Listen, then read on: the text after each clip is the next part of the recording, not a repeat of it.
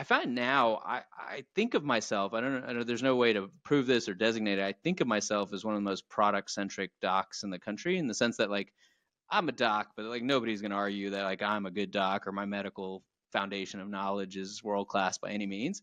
But I know product really well, Hmm. and so I like spending my time thinking about, okay, why does that app work? Like, why does that feature in Slack? Why is Slack so much better than Teams? Hmm. Just these little things that make that difference. And saying, can we? But then I have this world of healthcare experience that then can translate that, and it's some things that like, I mean, people might wonder often, why can't I book a doctor's appointment? Like I can get, you know, the most obscure, like I can get Vietnamese Cajun cuisine delivered to my door in 30 minutes in like rural Texas. How can I not possibly go online, say I need a doctor's appointment, and figure that out?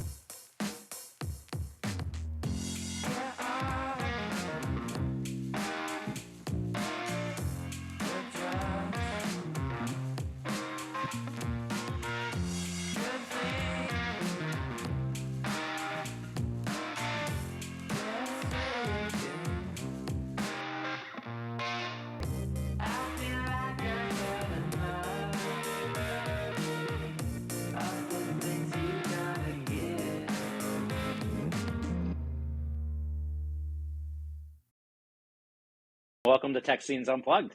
Thanks for joining me. Yeah, thanks for having me. I'm excited to continue the conversation. So, for people that don't know, you're the CEO and founder of Amenities Health. Why don't you tell me a little bit about the company? Sure. So, Amenities Health is kind of an elongation of the last several years of my professional life. So, very quick background on me. I'm a physician and public policy graduate by education. I spent my formative years at McKinsey working in health system strategy. And so, for folks that aren't in healthcare, a health system is something that has multiple hospitals, sometimes medical groups associated, sometimes imaging centers. It's just a conglomerate of many healthcare provider types. And then for the last 4 years prior to launching Amenities, I led innovation at a very large health system here in Texas called Baylor Scott and White Health, based out of Dallas, which is where I'm calling in from today. And innovation means a lot of things. We tried a lot of things. We failed at a lot of things. We're happy to talk about the things that were hard, and most things are. But the one place where we excelled and not just were good, but I think we're nation's best was consumer digital experience. And so the My BSW Health platform, the bswhealth.com website, I would argue are two of the best, Hmm. most productive, and then are arguably for patients some of the most easy to use platforms to find a doctor, to book an appointment, to manage your family, et cetera. And Baylor Scott and White was a wonderful place, and I had no good reason to leave it other than I felt like it's so crazy that health systems have to all do this on their own, and they're all struggling. And I don't know, hopefully nobody does this as often as I do, but like poke around websites of some of the best health systems in the country, and they look like they were built in WordPress in the 1980s. Like Right. you can't find a doctor, you still just get a list of doctors and you call them one by one, hoping that they're in some sort of order. There's all sorts of problems. So Amenities was really founded to say, let's build amenities in healthcare, something better in terms of consumer digital experience, but then also some things that start to take it one step further and give patients a better experience that is worth loyalty, and start to create loyalty for these health systems. And so that's what Amenity does. We build technology as well as experiences that are trying to elevate the patient experience inside of healthcare. I know you already kind of explained this a little bit, but like for you personally, like why this challenge? Why healthcare is difficult? You could do Yeah. anything. You're a medical doctor. Like why Yeah. take this route? Like what is it for you? It was a couple of things that kind of had me meandering to culminate here. I think so. One, I probably started heading down the pre-med track before I knew it. I'm South Asian. I have two doctor parents. I didn't have a chance, kind of thing. I was in med school before you know it. But I also really liked a lot of other things. So I ended up, like, I majored in political science in undergrad. I did a Hmm. joint degree in public policy. 2 years ago, I did what's called the Presidential Leadership Scholars Program, with a lot of former presidents have founded and participate in. And so I really like I kind of fell in love with macro level. And as rewarding and amazing as the medical profession is, it's not a macro level thing, right? It's built for individual patients. I really like surgery and the tactile elements of healthcare the most, but I really found myself drawn towards macro level policy, healthcare administration. So that's where I found myself at McKinsey after medical school instead of clinical training. And then technology just, I don't know, again, maybe a little bit of that untapped engineering background was to say I like systems. And then I find now I think of myself, I know there's no way to prove this or designate it. I think of myself as one of the most product centric docs in the country, in the sense that like I'm a doc, but like nobody's going to argue that like I'm a good doc or my medical foundation of knowledge is world class by any means. But I know product really well, and so I like spending my time thinking about, okay, why does that app work? Like, why does that feature in Slack? Why is Slack so much better than Teams? Mm-hmm. Just these little things that make that difference. And saying, can we? But then I have this world of healthcare experience that then can translate that, and it's something that like.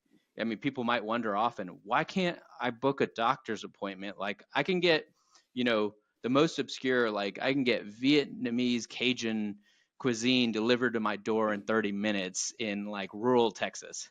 How could I not possibly go online, say I need a doctor's appointment and figure that out? Like it's 24, almost 2025. And we seemingly are no closer to that since the internet started, right?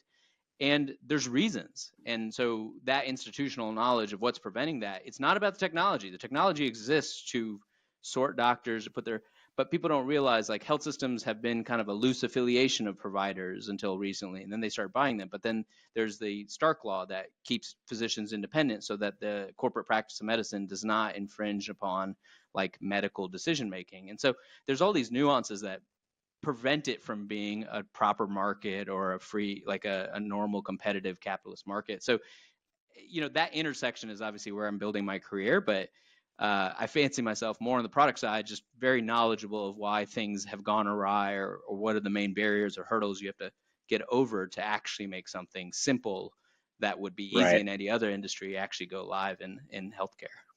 Yeah, you're right. With healthcare, I mean, the history of healthcare is deep and long, and there's a lot of things I think people don't understand today why you can't do certain things. What are a couple of the main ones that you see that cause most of the problems?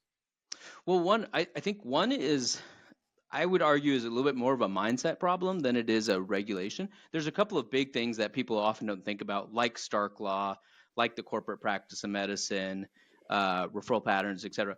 But one thing that I think that people really struggle with, and I know that from, again, when I was a McKinsey consultant serving health systems, is that there's a bit of an identity crisis. Is healthcare nonprofit, or is it a capitalist for-profit market? Is it a utility, or is it a good? Is it a privilege? Is it a right kind of thing? And Mm-hmm. we need 2 more hours of a podcast to debate that kind of thing. And honestly, like my personal opinion about it, any of that doesn't matter. I'm just grained in the reality of like, and this is what I often ask health systems when they ask me this sort of stuff. One, above my pay grade to answer philosophically or morally, is, do you have billboards? You're a capitalist market. If you don't, then why are you advertising? Like, why at all are you advertising? You have to bring patients in. You have to maintain financial viability. No margin, no mission, sometimes people say, but like, whether we like it or not. And so I think just running a business badly is not a good excuse to say, because we're never sure if we're supposed to make a big profit or not. I think what you do with that profit and the challenges of nonprofit status are a whole nother thing. You need to run a business effectively. And what we're trying to do, and what I hope to do, is align the incentives for patients to do that. Because I think like right now, a lot of times healthcare, one thing that the country has really been resistant to is direct to consumer healthcare. For all the like, oh, hims and hers and Roman, very minuscule examples that we give of like the consumerization of healthcare, like which doctor you pick, where you go, where the ambulance takes you, is not typically something anybody chooses. They're kind of like, well, it depends on which healthcare system is covered. It depends on what's the earliest I could see some. So I'd like to say with amenities, and again, the basis of the name, the basis of the concept was let's make delight a good business proposition for those who provide healthcare. And that's one Right. thing that I think is the bigger thing that I find frustrating is right now, healthcare providers do not compete on experience. And that's what I'm trying to change fundamentally and say, okay, what if they could get really excited about it? Maybe that's a triggering snowball Mm. effect that improves this patient experience. And then last part of a very long-winded answer, my apologies, is I chose patient experience because I think I know how to fix that. I don't know how to fix costs. I don't know how to fix automation, the bureaucracy, the antagonism between providers and insurance companies. I don't Right. know. That's just those are hard, intractable problems that would take like acts of Congress to address at this point.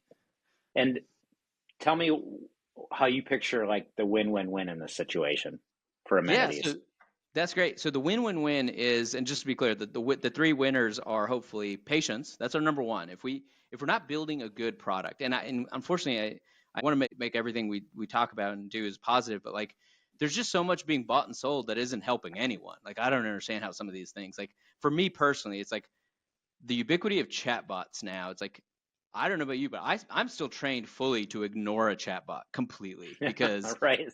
and I know it's going to get better and it's going to leapfrog and all of a sudden you're not going to be able to tell that that's a real person or it's not because it's going to get so good. But right now, if any website I visit has a chatbot, I'm blind to it and then I ignore it and I go back to okay, let me either call and talk to somebody real or go through as much self-help as I can. So the one is it has to meaningfully improve the experience for patients. That's the win for them. Is can I, is it so easy self-serve? And I mean, like as easy as Domino's app, as easy as Yelp or whatever it might be that Hmm. we want to compare it to, Amazon, right? The second is, can we get health system excited that that's good business? Like letting patients give you their business is a good thing. Sometimes you think that was super obvious, but sometimes it's not. And so, again, we get them buying other things or focused on, we're like, just do your business well, delight patients, and that's more business for you. And that's more market share, that's more pricing power, all the things that drive their business model. And then finally, good for the middle party, which is really the Mm. challenge. I mean, we've seen so much influx. I think with 18% of GDP going to healthcare, people are in it. I mean, I call it, I don't think this is original, like the healthcare industrial complex, right? My physician friends in med school never let me forget to this day that I am one of the explosive growth of administrators in healthcare. Where like they always show me the graph where like the doctors line is growing this big and the administrators in healthcare line is like this Right. big, and they're like, I wonder where all the money's going. I'm like, yeah, that's just because there's money in this industry, and that's why. I mean, again, military industrial complex, there's attraction. So we want that third win to be something where we are helping those two in that order first, and then we can build a viable business on top of it as well, and some investors can help us grow and be excited about. And then finally, all the other stakeholders, we don't want the EMR companies pissed off at us. We don't want the other stakeholders, the ancillary, like front office staff. Maybe they're not the patient or the provider, but they matter too. The revenue cycle teams. Oh, your system doesn't integrate with ours. There's probably a long tail of just like infinite stakeholders inside of healthcare that we are trying not to Right. upset along the way. And so to do that, again, you have to have this balance, intricate knowledge of all the EMRs and all the departments inside of healthcare that unfortunately I come with at this point. I don't know. I feel bad for other, when like Google's entering healthcare, I'm like, do they know what revenue cycle? Do they even know what that means? Like, what is a revenue Right. cycle department? So, Well, that's a yeah, really good point. I mean, there's where there's issues and problems, there's opportunities, and a lot of people want to get into the space. I think Walmart just pulled out of this space, and we see Amazon in the space. What are your thoughts on those companies? yeah. So I had two immediate and visceral reactions to Walmart's announcement this week. So one was too bad. I was disappointed. In seriousness, like I don't think this is one where anyone's like, haha, competitor, we're gonna like everyone's like, I hope everyone can make it and do well because we're spending all this money and we haven't made the experience that much better. And so, and I Right. think especially for Walmart, there was kind of this unwritten sentiment that like Walmart would save rural America, and now everyone's a little bit worried, like, oh crap, who's going to save rural American healthcare? So I was really sad that they backed out. I wasn't terribly surprised because, and this is the crux for folks like Walmart and others, when retailers come into healthcare, they are still a retailer. And their core business is about moving SKUs and efficiency and supply chains of Hmm. trucks transversing. I'm not saying they shouldn't do healthcare. It's just when they do that, there has to be either a full line agreement. We're either entering a new thing and that's okay, and that's going to be different than our business, or how is this accretive to our business? And from my understanding of the inner conversations, which is all hearsay, I'm not like some insider for Walmart, is that like there was no one ever got over that tension. Like they'd be like, yeah, we're going to do healthcare because it matters to the people. Anytime you hear something like that, that is not the business reason that's going to keep the CEO and the board involved at the parent company. It is going to be, is it accretive to the business somehow, or is it a bet on a diverse set of business, right? Like, is it AWS was a different business than Amazon, but that's okay because Mm, it became its own giant profitable center. I don't think Walmart's trying to run, like they've had a long history of what, optometry clinics, pharmacies. I mean, they got right. little banks, haircutting places, and so they're always looking for foot traffic into the store. And I think it made a lot of sense to say healthcare is important and nobody's providing it in these ones. But then you had a separate healthcare center built by Walmart. And you're like, how does that help the main business? And it doesn't. And now where I'm like, they're out over their skis. They're just bought into this hype of we're going to help stuff. And so, again, this is just my personal commentary on it. So I wasn't terribly surprised that all these things went wrong because it wasn't clear to me an incredibly low margin business, which is healthcare, especially primary care, self-pay pricing in a price sensitive population, which is what they're known for. Like everything is about the dropping prices, right? This isn't Target or Right. Costco, or there aren't different value proposition. It's about the cheapest price possible. How are these things going to bring in more people to the stores? And I worried about that constantly.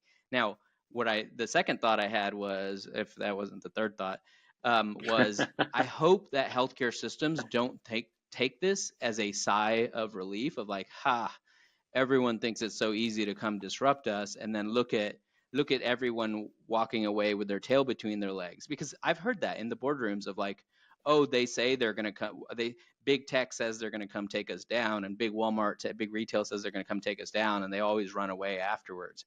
Right. That sentiment I don't think is the case, and I hope they're not saying that. That was my second worry. It was like, often health systems and people in the industry rest on their laurels to say, we've been saying the consumer revolution is going to come into healthcare for 10 years, if not 20. I don't think we've Hmm. made it much better in the last 10 or 20 years, in which case I really worry about any complacency. So that was my second thought immediately. Is like, don't take this as saying somebody that customers don't want a better experience.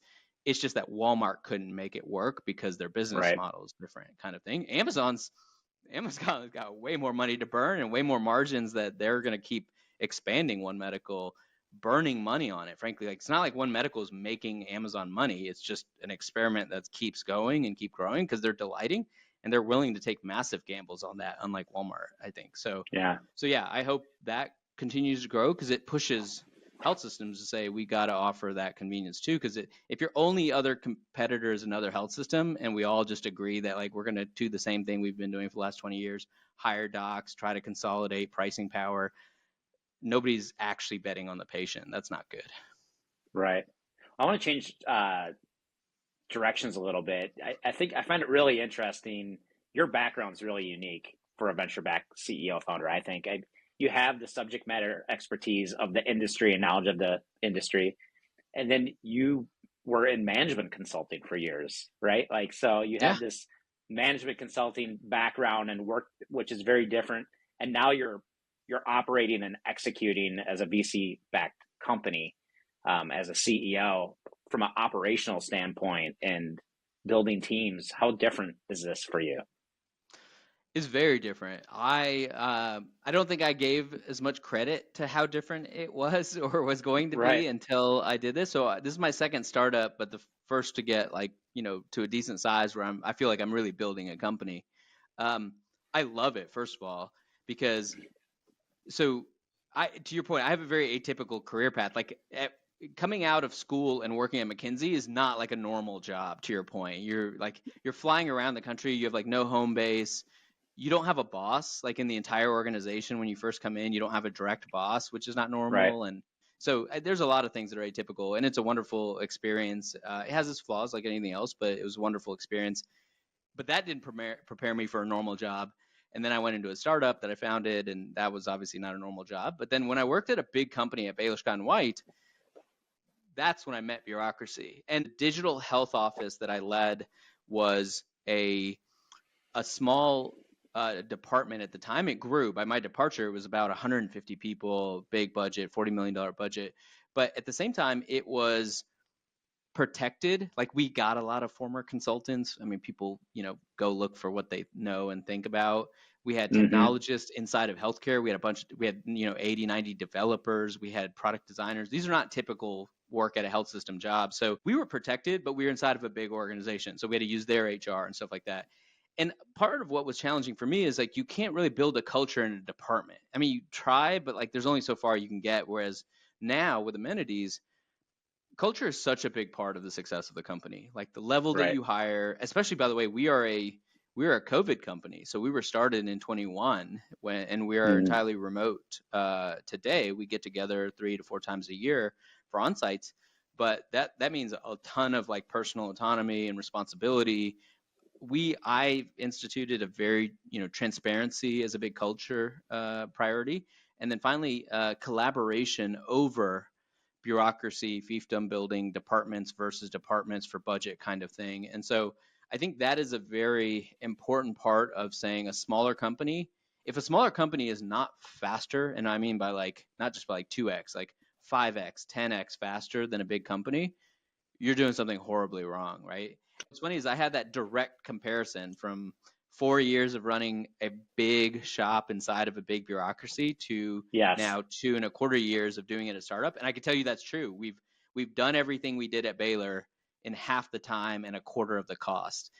Now we need a big system client to work with, so it's not like we can do it on our own. But Yep. at the same time, the speed at which we deliver product and the quality of that product and the scalability of that product, part of that is we have a second at bat. We know everything from the experience of the former, but at the same time, it's just Right. because we also just we don't have an HR cycle. We don't have to wait so far. I don't have to like adjust levels. I can just make decisions on those types of things. Right. So Yeah, I think it's really hard for teams that are fully remote to have that like true symbiosis of a team and that energy of working together as a team. And I wrote about it in my book, Peak Teams. It's one of the stories I talked about is being an early stage startup in the mid 90s. And when I first got there, I was like surrounded by all these really brilliant people, but we weren't a team.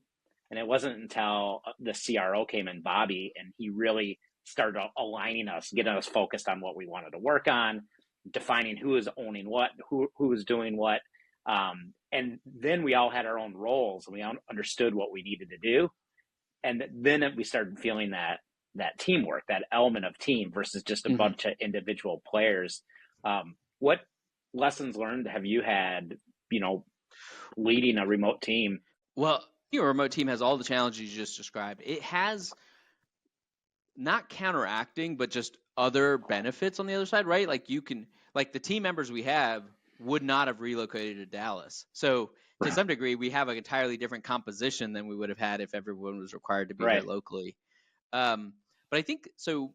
What to your point about like cohesion and vision, I think I'm very conscious when I read about, and your book's a great example of like, I need to say things and talk about things 10 times more than I think I do, right? Like, my job is vision Right. and clarity, mission setting.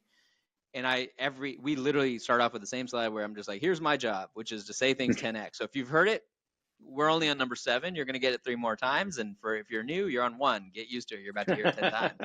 And there'll still be questions. So like, and there's also pivots and things change. But for the main part, I try to remind myself 3 times having said something is not enough. Your job is to just hammer it over and over. Right. So that's one. I think that the other thing that, to your point about like operating as individuals, one thing that I think, whether you're in person or remote, that I'm in the midst of learning and learning how to do well is, so I come to company building and company management very much from the mindset of like, I am hiring experts. I think I read something, one story about a CEO who's just like, if they can do it 70% as good as you, then let them have it and manage your time. I'm like, forget that. If I'm not hiring people that can't do things like 20% better than me on to start, like, because Right. again, I don't know jack about marketing or content marketing or Right. HR or sales. I learn. I had to learn founder-led sales for the first year and a half. I had to learn about putting content marketing out there and PR and Yep. recruiting, all this stuff. but I'm complete amateur hour. And so I'm very keen to get experts in and embrace their spike. I think McKinsey was really good at this to say, like, you have, what you have, IQ, EQ, or RQ. I think that, I don't know, it's been a while, but it was like intelligence quotient, your emotional Yep. quotient, your relationship quotient, or something like that, right? I think people have different spikes. Whether it's those three or it's a whole different thing.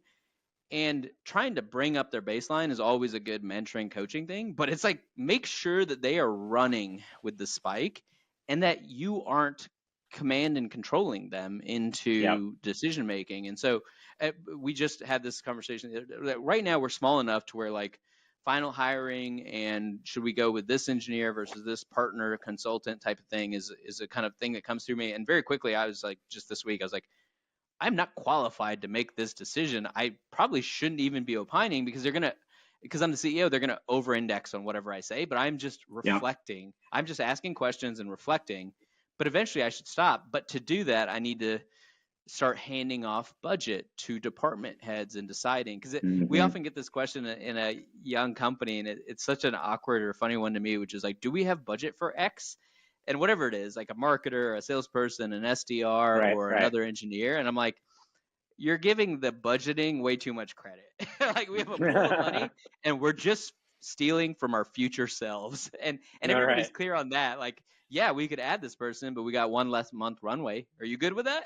Like, it's like, that's and so I mean, I make those decisions. I always am transparent and say that back to them. Yeah. But I think we're in that evolution stage where I'm like, you can't just keep saying that for everything. We need to have a plan for the annual budget. But Yeah. I don't think the one thing that I'm terribly fearful of, just because again I lived it immediately right before, is I don't want to swing to bureaucracy where an annual budget has to be adhered to for Right. for 12 Yeah. months, because Right. it's a startup. We It's a learn yeah. something different every month, every quarter. Yeah, I see it as a cadence, and a lot of this stuff, like you talk about communication, saying it over again. I think every good habit, probably bad habits too, is built on a cadence, right? And Yeah. so how I see it is that financial plan that you give the investors and you give your board, that needs to live in the day-to-day life, and you connect the dots with OKRs and KPIs and meeting Yeah. cadences. And then once we've built that 3-year vision, that 1-year plan, and we have our OKRs, we can sit down and look and talent map, who do we need without looking at our current people. Yeah. Who do I need to run sales? What's their Yeah. experience? What's their background? Who do I need to run marketing? Who do I need to run product or engineering, right? Now, who do I have? And do they fit in these roles? And if there's a gap for the salesperson, can we help him or her fill that gap? If not, maybe that we need to bring someone in that has been there, done it before. Or maybe they're number two, they're behind someone that's been there, done it Yeah. before. And then really talent map to those roles, and we kind of have that talent mapping allows us to have that vision. The other thing that you said I think is really interesting too. I don't think it's uncommon in venture-backed companies that the CEO realizes that they need to hire people better than them in each one of these areas. Like, I Yeah. don't think you see that with entrepreneurial businesses where someone owns the whole business. They have a really hard time building a Yeah. leadership Letting team and go. letting go. Yeah.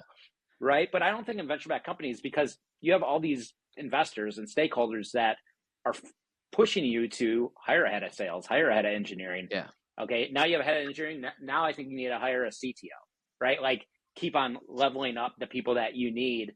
But I think the problem that I see over the last 20 years and the challenges is that you bring all these really brilliant people in and you want to empower them with what's worked for them in the past and why you hired them.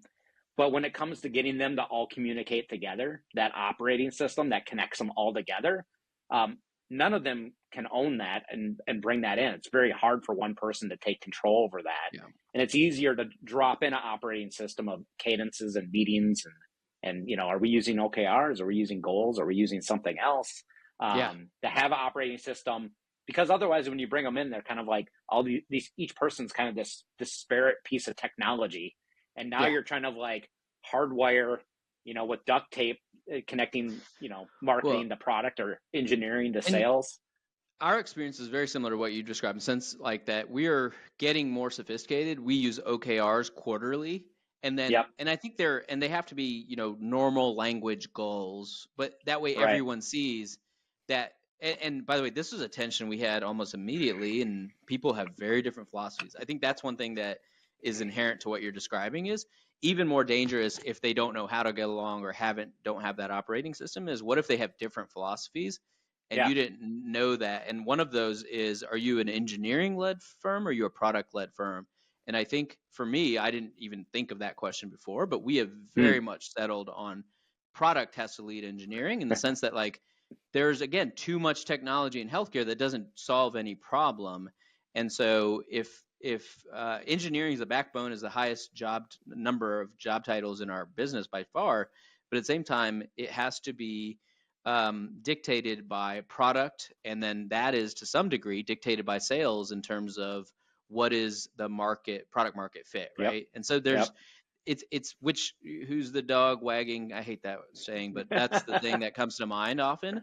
And I think when you get folks together and you don't realize that they just had very different philosophies on this, your kind of ladder of inference or whatever you want to use is just Yeah. so shot from the beginning. But I think on top of it, you mentioned the word cadence a couple of times. I think that's absolute. Like we're trying to get into the rhythm of we meet monthly, we meet monthly to talk about these things. Quarterly, it's set to an OKR, and then they can change. Like we have some vision of what's next quarter's OKRs or the one Right. following, but they're Yeah. very tentative until the beginning of that one because again, we want to maintain that fluidity.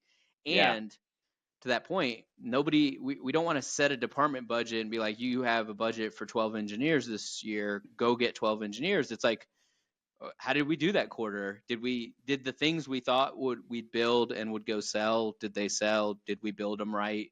We need to be dynamic enough to hear that, because one of the things that for the life of us, we could not get out of in the big health system, and I think every health system is this way. We were just trying to get out of it.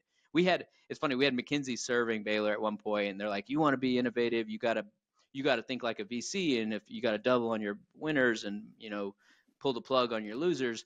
And they're like, oh yeah, but yeah, we're gonna do all of that, but make sure in June you get your budget in for the full year, and if it's not approved, it's not gonna happen. And I'm like, Right. you can't. And the other thing that people don't realize, and I don't think this is healthcare, I think this is corporate America, is it feels like there's like 3 months that work gets done, because like let's say your budget cycle is like June to July, right, or July to June. You start preparing that budget in April. So you need to start Yep. submitting budgets back in like March, and then you don't get an answer on your budget until October. And so you basically have September to February to buy and to decide on how to do something. But oh wait, there's Christmas and Thanksgiving during that, which everybody in corporate kind of like checks out and like, I don't really Right. want to do anything after November 5th. And then I'm still trying to put off the turkey weight in like January 5th. So like take out those 2 months. There's like 3 months that anything gets done. And that's, again, Yeah. just bureaucracy everywhere. OKRs on a 90-day cadence is what I typically do with companies that are at the seed and Series A, sometimes Series B. And then once we get into the CD later stage companies, we're doing them at 6 months or 12 months, at least at the leadership team level. Yeah. And, we also do OKRs or set a new layer of objectives in each of the functional areas of the business. Because one thing, Measure What Matters is a beautiful book, and I'm so glad it was written because there's so many people that are using OKRs. But there's a lot of nuances to OKRs, and a lot of the books haven't got into the nuances that make it really challenging. And so I think one of those nuances is that objectives and key results don't magically flow down to everybody to align to these things. Sometimes they're very product or they're very marketing or very sales. What about, engineering, or what about ops, right? Like that. So I think it's really important for each of the functional areas to focus in on what are the top 3 to 5 things we want to get done this quarter. There's oftentimes too are not anchored to a 1-year plan, which was confusing. They're being done in a vacuum. And then the cadence thing that you talk about, how I see cadence is annually we set the 1-year plan, Q1 OKRs, and then we have our OKR for the quarter. Every week we meet on, where are we at with these? And we only talk about the ones that are off course. We don't need to give updates and walk around and everybody give their update because we already planned on what we're going to do. So we spend our time on what you said, is those little pivots. You have a macro pivot, but even on the weekly meeting, there might be micro pivots on those objectives or key results. And that cadence allows you to keep changing throughout that quarter. And then you come back to the next quarter and we're going to set our next 90-day OKRs. And we can look back what worked, what didn't work, what got done, what didn't get done. Now we reset that.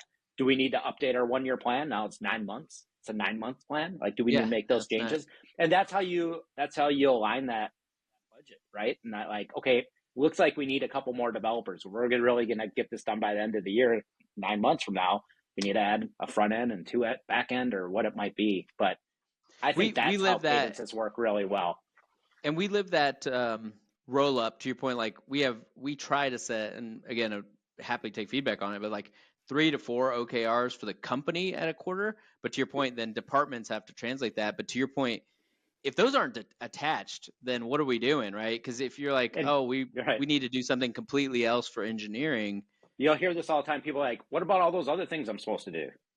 Yeah, Or that, these objectives are like the extra stuff on top of my job.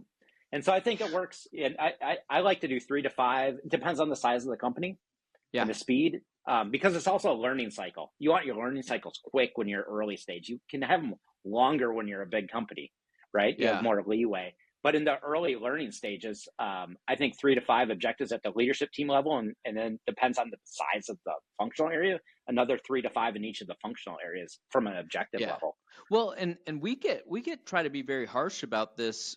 Like, so I'll take an example that's really material to us. So we're releasing an app for a client. Like that was one of our OKRs for one of these quarters, right? Well, underneath that, I think everybody agrees, like getting a product live for a customer is a huge deal, and that's an obvious OKR. It wasn't really rocket Right. science for us to start with. But if you break that down in engineering, you could have something that's like, again, seemingly like day-to-day task oriented. That's like, we need to set up a process and have someone execute in a team for like app release in the app store, which is its own thing. That's great. That's clearly related and on point. But then there's like, we want an education thing for TypeScript. I'm like, okay, it's not that we can't do that. It just doesn't relate to these roles except for Right. abstractly, which is team education improvement.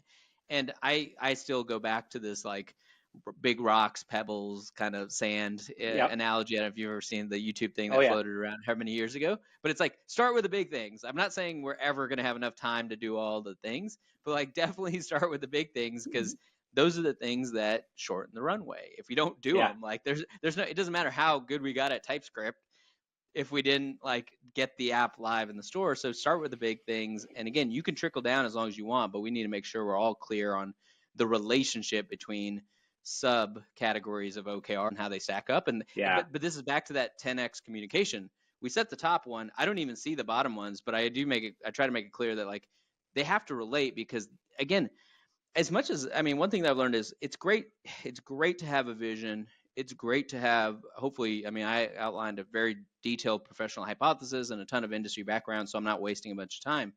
But execution is everything. And you could take the best vision, the best concept. I don't even know how many original ideas are out there left in the market, but you could take the best one of them. Somebody Right. makes up anti-gravity boots and how to make that. But like, if you can't just like get it built, find out who needs it, who's going to pay you for it, like what are you doing here? And if you can't figure out how to Yep. do that with scale while fundraising, while team building and culture building on top of it, like I think that's one thing we undersell with all of these. I think we all, us venture capitalists, the general public, have this, you know, fantasy of like Amazon was such a great idea. Amazon was an online seller. Like it just executed it the best, and then it had a Yep. couple of fantastic hits along the way, like Prime, and then Yep. a portfolio view of product that locked in loyalty. Like it had a number of things that were amazing, and obviously we look at that a lot. But like if you mistake yourself into something like it was an amazing idea or something, Right. that's not what it was. It was amazing execution repeatedly on these Yeah. things and Yep. risk And taking. execution, I think execution is learning, Yeah, planning, and then doing.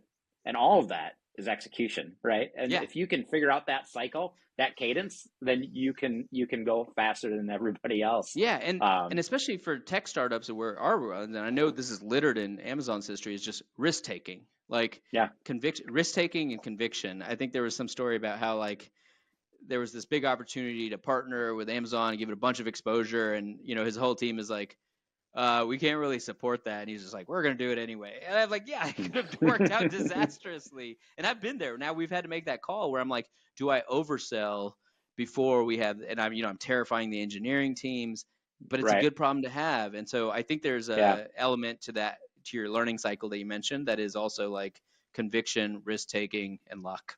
I mean, we Yeah. don't ever like to admit that, but some decisions work out and sometimes they don't. Well, I mean, in the world of VC-backed companies, we're all building things that have never been built before. And to me, that's one of the most important things, and that's why I'm in it. I like to see people succeed and get fulfilled on what they do, and I love this space because it's people doing it without a blueprint. And it's some that they're like yourself with amenities. You're looking to solve a problem that you know I think you're going to solve, and we need people out there like solving that problem, leading teams to solve that problem, and that's going to be really fulfilling. But it's also going to be a win-win-win for a lot of people. So, I do have one last question, and it might Sure. be the most important question that you ever get asked in your Okay. life. All right.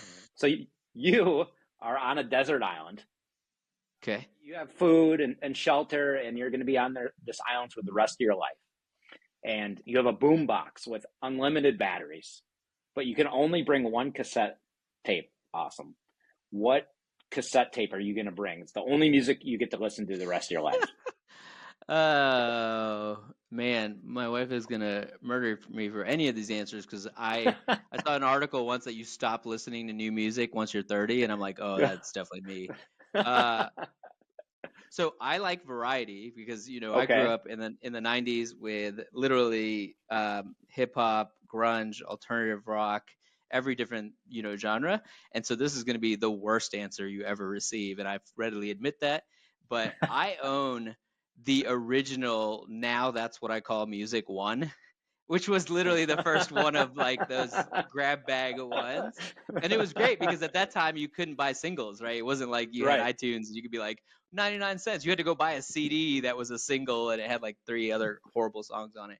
But so the Now That I Call It Music was the best innovation I'd ever come across in my high school days. And so I would probably pick something like that, or the other version that I had, which is it even predates me, but it was classic for me, was this disc set called Monster Ballads, which was 80s rock ballads. Oh boy. And again, it was like White Snake, and it was Guns N' Roses, Paradise City. Probably. It was all this stuff. Yeah, it was Yeah. just a grab bag. So I'm a generalist, and I like general ones. So that's again, no comments, please, because I know that's a bad taste answer. So Awesome. Awesome. Well, thank you for joining me. yeah, it was a pleasure. Thanks, Jeff.